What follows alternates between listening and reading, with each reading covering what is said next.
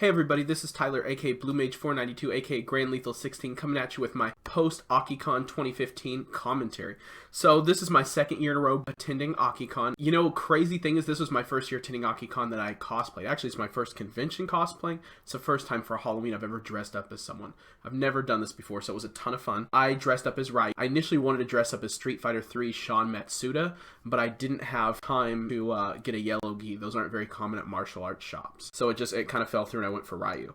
I actually spent half of day one of AkiCon driving all around the Western Washington region trying to get the components I needed to put a good Ryu costume together.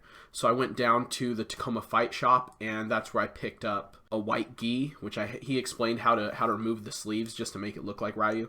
And then I also picked up my black gloves there. I went to a GameStop about 30 miles away to go pick up an extra copy of Tales of Exilia 2 so I could get one autographed for my giveaway on my channel in December. And then finally, I had to hit a craft store up to buy a red polyester fabric to have it cut into strips for a good headband. So that was a ton of fun. It was a lot of gas. Thank God I drive a Prius. One of the funny things I remember about that was I headed to Walmart right before I went back at the end of day one to AkiCon. And I was actually already dressed up. I just needed to get some sandals because wearing high tops looks kind of weird with a Ryu costume. It kind of ruins the effect, so I had to buy some flip-flops. I got to meet Josh Grell and I got to J. Michael Tatum. They are both voice actors from Tales of Exilia 2 among a number of other series, which I'll give a short description of below, of course. J. Michael Tatum did the voice of Julius Kresnik, and then Josh Grell did the voice of Luger Kresnik. AkiCon this year, the entire event had a grand total of $47 for the week, and that's the at-door. Typically, because I never know how life's going to be panning out, I don't typically buy my passes in advance. I get them at the door. But yeah, this year it was kind of bummed me out because I actually only went the first day. I had a good time holiday weekend, but I did not get back for either consecutive day 2 or day 3, so I was a little bummed out by that. I mean, what else is there to talk about? AkiCon is a great convention. It's in SeaTac.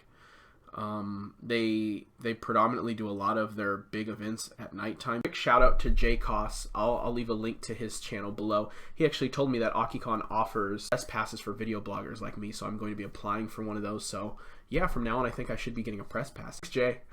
All right, so here's the things I got signed at AkiCon. First, I got a copy of Tales of Exilia 2. This is my copy. It's actually signed by Patrick Seitz. So this is my copy. I got it signed by Josh Grell and J. Michael Tatum, voices of Luger and Julius Kresnik. All right, and then I got a copy signed for all of you that I'm going to give away on the channel. Again, signed by J. Michael Tatum and Josh Grell. Of course, I got Josh Grell to sign the Luger Collector's Edition figure that came in the Collector's Edition.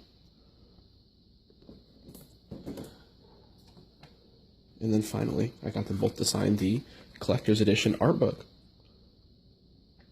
Let's see if I can get to the other page.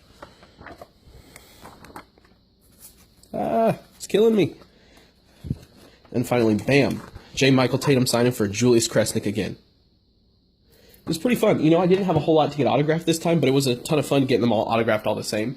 It gave me more time to just talk and, you know, get some free, so I'll make sure I got all of that done.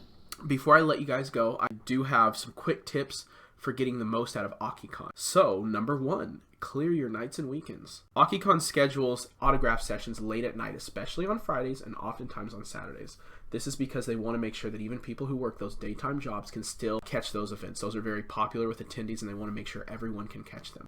Number 2, let there be light. AkiCon is typically in the Doubletree in SeaTac, Washington. Doubletree's a great venue. It's a great hotel. However, all the lights are pretty yellow. I highly recommend you buy a flash diffuser to bring in some natural light, especially if you like to take a lot of pictures, because there's some awesome cosplays. They have some really cool cutouts that you can put your face in for some really cool like anime and manga moments. Like they've got Hajime no Ippo. They have some Sailor Moon. I think they have some Soul Eater as well, so you definitely want to make sure you have some way to bring some good lighting because it's a little hard to post-production fix up some of those pictures. And then finally, number 3, get there early, or at least, if nothing else, get there on time. AkiCon is firm with cutting off autograph lines and mini event lines if they think it's going to go over. Their SoccerCon is generally pretty lenient. Like they go over most events. They have a projection, but it typically goes over.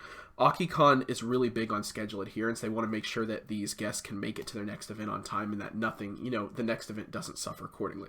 So make sure to get there early because you don't want to get cut off. That's what happened my first year. I'm not even mad at them for it. I totally understand. But, it's a little piece of advice for you.